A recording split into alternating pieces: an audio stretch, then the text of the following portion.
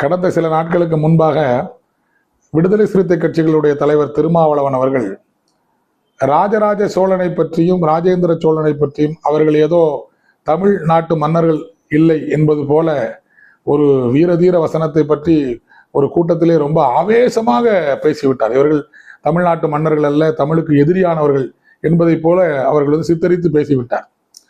முதலிலே ராஜராஜ சோழன் என்கின்ற பெயர் தமிழ் பெயர் அல்ல, அவருடைய ஏற்பெயரும் அது அல்ல. ராஜேந்திர சோழன் என்கின்ற பெயரும் அவருடைய பெயர் அல்ல, அவருடைய ஏற்பெயரும் அது அல்ல. ராஜராஜ சோழனுடைய பெயர் அருண்மொழித்தேவன் என்பதுதான் அவருடைய பெயர்.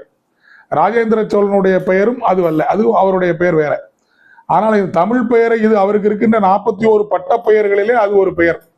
அதனால அந்த பெயருக்கும் இந்த அடைமொழி பெயருக்கும் எவ்வித சம்பந்தமும் கிடையாது என்பதை திருமாவளவன் அவர்கள் இது புரிந்து கொள்ள வேண்டும். அவர்களை படித்தவர், பண்பாளர், பல விஷயங்களை தெரிந்தவர் என்று நாங்கள் எல்லோரும் நினைத்து கொண்டிருக்கின்றோம்.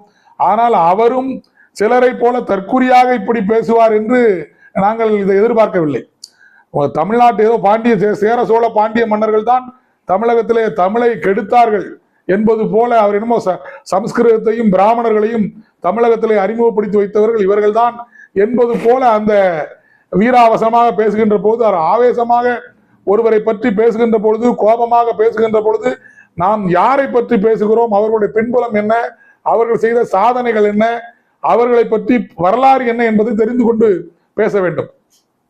பாண்டிய மன்னர்கள் தெற்கே இந்தியாவிற்கு தெற்கே இருக்கின்ற கபாடபுரத்தை தலைநகராக கொண்டு விளங்கக்கூடிய அந்த லெமூரியா கண்டம் என்று நாம் வரலாற்றிலே படித்துக் கொண்டிருக்கின்றோமே, அந்த லெமூரியா கண்டத்திலே காய்ச்சின இளவழுதி என்ற பாண்டிய மன்னன் முதல் 59 பாண்டிய மன்னர்கள் முதல் தமிழ் சங்கத்தை வைத்து நடத்தி இருக்கின்றார்கள். அதன் பின்னால் வந்த வெண்தேர் செழியன் என்ற பாண்டிய மன்னன் முதல் 89 பாண்டிய மன்னர்கள் தமிழ் சங்கம் வைத்து தமிழை வளர்த்திருக்கின்றார்கள். பின்னால் அந்த கபாடபுரமும் தென்மதுரையும் அழிந்த காரணத்தினால், வெள்ளச்சேதத்தால், அது நில அபிவிருத்தியின் காரணமாக அந்த கடல் பகுதி நிலப்பகுதி கடலுக்குள் போன காரணத்தினால் அங்கே தமிழ்ச்சங்கம் தொடர்ந்து நடைபெற முடியாத காரணத்தினால் அங்கே மீண்டும் மதுரையிலே 3ஆம் தமிழ்ச்சங்கத்தை நெடுஞ்செழிய பாண்டியன் நடத்தி வந்தார். 4வது தமிழ்ச்சங்கத்தை சேதுபதி மன்னராக இருக்கக்கூடிய பாண்டித்துரை தேவர் 1908ஆம் வருடம் 4வது தமிழ்ச்சங்கத்தை வைத்தார். இந்த பாண்டிய மன்னர்கள் 149 பாண்டிய மன்னர்கள் தொடர்ந்து பல்லாயிரம் வருடங்களாக எம்பெருமான் சிவபெருமானே நேரடியாக தமிழ்ச்சங்கத்திலே உரையாற்றுகின்ற அளவுக்கு தமிழை வளர்த்த பெரியவர்கள் இந்த தமிழ்நாட்டிலுடைய பாண்டிய சேர சோழ மன்னர்கள். இங்கே தமிழகத்தில் இருக்கின்ற அத்தனை ஆலயங்களையும் நிறுவியவர்கள் சேர சோழ பாண்டிய மன்னர்கள், பல்லவ மன்னர்கள், அதற்கு திருப்பணிகளை பின்னால் செய்தவர்கள் நாயக்க மன்னர்கள். அவ்வாறு இருக்கின்ற பொழுது தமிழுக்கு எதிராக சேர சோழ பாண்டிய மன்னர்கள் இருந்தார்கள் என்றும், தமிழை வளர்க்காமல் சமஸ்கிருதத்தை கொண்டு இங்கே திணித்தார்கள் என்று வீணாக பொய்யாக ஒரு குற்றச்சாட்டை இவர்கள் மீது கூறுவது திருமாவளவன் போன்ற அதிகம் படித்த அரசியல்வாதிகளுக்கு இது அழகில்லை. அவர் கோபாவேசத்தில் ஏதோ பேசிட்டு போறாரு, ராஜராஜ சோழன் அப்படி இப்படி சொல்லி பேசுவார். ராஜராஜ சோழனை பேசுவதற்கு திருமாவளவனுக்கு எள்ளளவும் தகுதி கிடையாது. திருமாவளவன் 4 சீட்டு எம்பி எம்எல்ஏ சீட்டுகளுக்காக கோபாலபுரத்தில் இருக்கின்ற கோமகன்களை நக்கி பிழைக்கின்ற வேலையை செய்து வருகிறார்.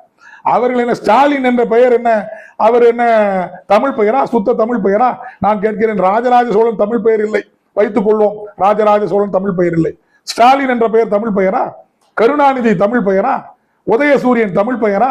இதை கேட்க முடியுமா உங்களுக்கு? உங்களுக்கு அங்கே கொடுத்திருப்பது அறிவாலயத்திலே வெளியே ஒரு பிளாஸ்டிக் சேர். அந்த பிளாஸ்டிக் சேருக்கு எவ்வளவு பேச வேண்டுமோ அதை மட்டுமே பேச வேண்டும். உங்களுக்கு கொடுப்ப போது 4 சீட்டோ 3 சீட்டோ தான். அந்த எம்பி சீட்டு 2 சீட்டு தான். இந்த 2 சீட்டுக்கும் அந்த 4 சீட்டுக்கும் தகுந்த மாதிரி பேசுங்க.